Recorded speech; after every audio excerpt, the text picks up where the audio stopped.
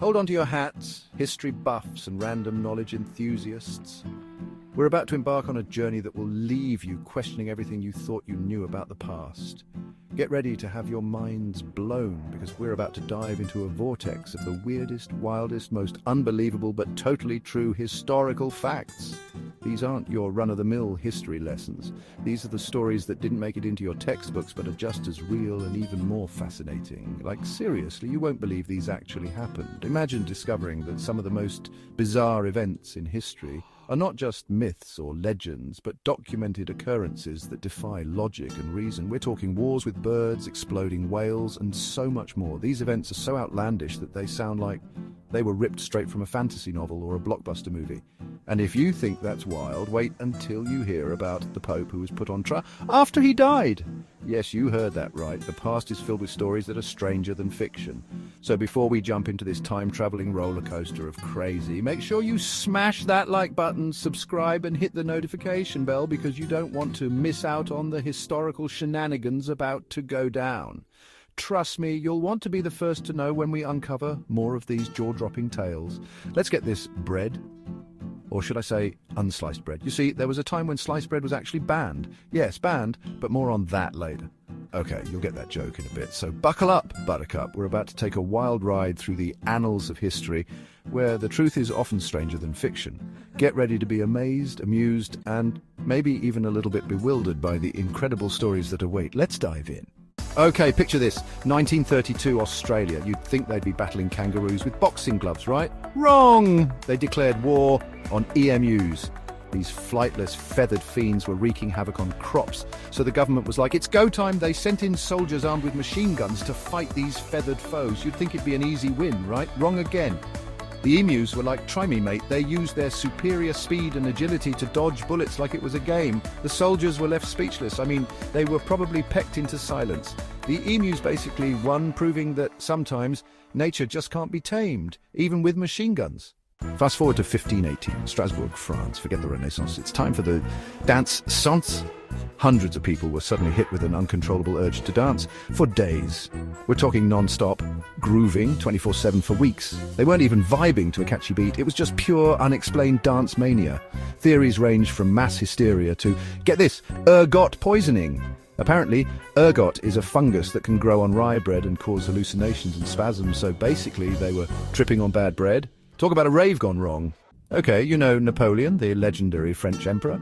Conquered most of Europe, feared by many, but guess what he couldn't conquer? Fluffy bunnies. One day, Napoleon decided to have a little rabbit hunt. You know, a chill way to unwind after conquering nations. He asked his men to gather up some rabbits, thinking that it'd be an easy win. Suddenly, thousands, and I mean thousands of bunnies, swarmed Napoleon and his men. They were hopping, they were bopping, they were everywhere. Napoleon, the great military genius, was defeated by a bunch of adorable, fluffy bunnies. Proof that even the mightiest can fall to the cutest of creatures.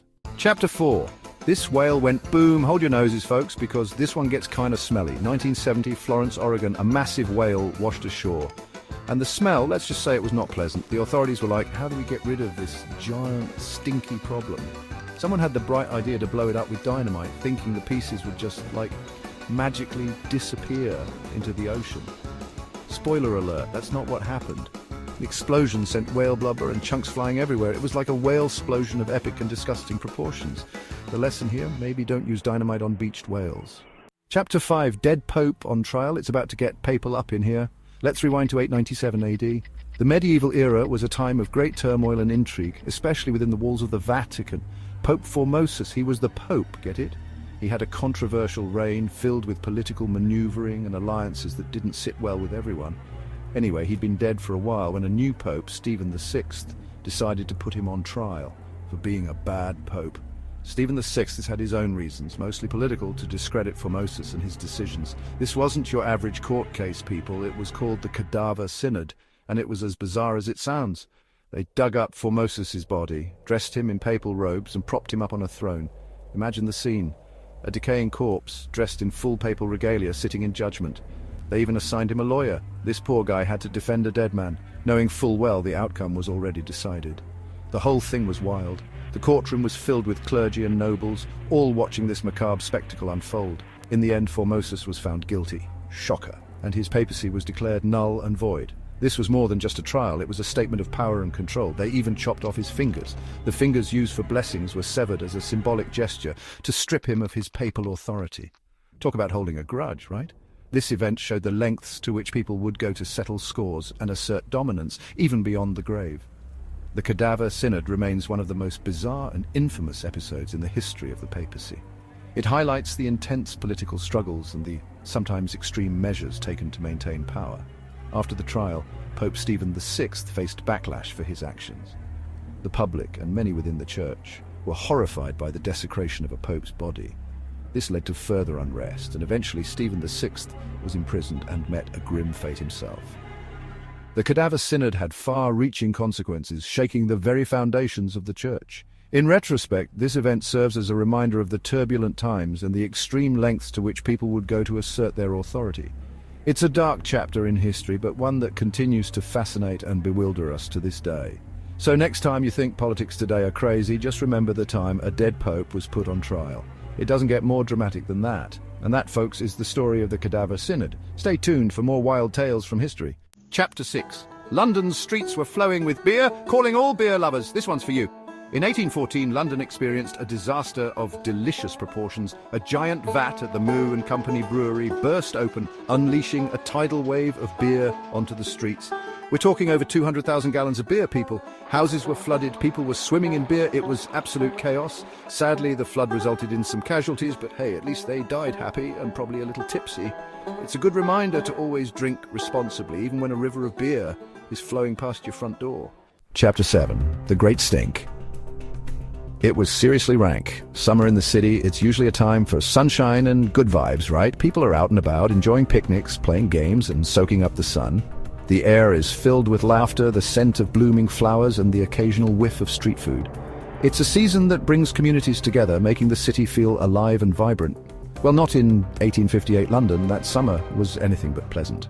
Imagine walking down the streets of Victorian London, expecting the usual hustle and bustle, only to be greeted by an overwhelming putrid smell that seemed to cling to everything. That summer, the River Thames decided to, how do I put this delicately, really stink. Like, really, really stink. The river, which was the lifeblood of the city, turned into a foul-smelling, murky mess. The stench was so intense that it became the talk of the town, with people from all walks of life complaining about it. The combination of hot weather and untreated sewage dumped into the river created a stench so bad it could knock you out cold. The heat caused the sewage to ferment, releasing noxious gases that made the air almost unbreathable. People had to cover their noses with handkerchiefs just to get by. Parliament had to be suspended because the smell was unbearable, even for politicians. Imagine trying to debate important matters of state while gagging on the stench of raw sewage. It was so bad that they had to douse the curtains in lime juice, hoping to mask the odor, but even that didn't work. They even tried hanging up curtains soaked in lime juice to mask the odor, but nothing worked. The smell was so pervasive that it seeped into every corner of the city, making life miserable for everyone. It was clear that something drastic had to be done. It took a massive overhaul of the sewage system to finally clear the air. Engineers and construction workers toiled day and night, digging up old pipes and laying down new ones. It was a monumental task, but it was the only way to rid the city of the stench and prevent future outbreaks. Talk about a breath of fresh air. Once the new sewage system was in place, the River Thames began to clear up, and the air quality improved dramatically. People could finally enjoy the outdoors again without holding their noses. It was a turning point for the city, marking the beginning of a new era of public health and sanitation. Chapter 8. This war was all bark and no bite. Hold on to your leashes because this one's positively unbelievable. In 1925, a stray dog crossed the border between Greece and Bulgaria. No big deal, right? Wrong. This little pooch sparked a full-blown war. See, a Greek soldier chased after the dog into Bulgarian territory, and the Bulgarians were like, not in my backyard. Things escalated quickly, shots were fired, and before you knew it, both countries were at war, all because of a stray dog. Thankfully, the war only lasted a few days, but it just goes to show, sometimes, the smallest things can have the biggest consequences. Chapter 9.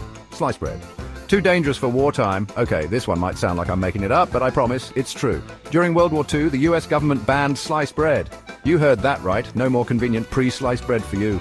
Apparently, they thought it was using up too many resources like wax paper and steel for the slicing machines. People were outraged. Imagine having to bake your own bread and slice it evenly. The horror Thankfully, the ban only lasted a few months and sliced bread returned to its rightful place in our pantries. Phew! Chapter 10, Operation Acoustic, Kitty Cats, Spies and what? Get ready for the most perfectly bizarre CIA mission ever. During the Cold War, the CIA spent millions of dollars training cats to be spies. They called it Operation Acoustic Kitty. They surgically implanted microphones and transmitters into cats, hoping to use them to eavesdrop on the Soviets. The first mission involved sending a cat to spy on two men in a park. What happened? The cat got distracted, wandered into the street and was promptly hit by a taxi. Operation Acoustic Kitty was a total flop. I guess cats are just too cool to be controlled. And there you have it, folks. 10 weird, wacky and totally true historical facts that prove truth is often stranger than fiction. Which one blew your mind the most? Let me know in the comments below. If you enjoyed this wild ride through history, don't forget to give this video a thumbs up, subscribe to my channel for more mind-blowing content, and hit that notification bell so you never miss a beat or a bizarre historical event. Until next time, stay curious, stay weird, and keep exploring the wacky world of history. Peace out!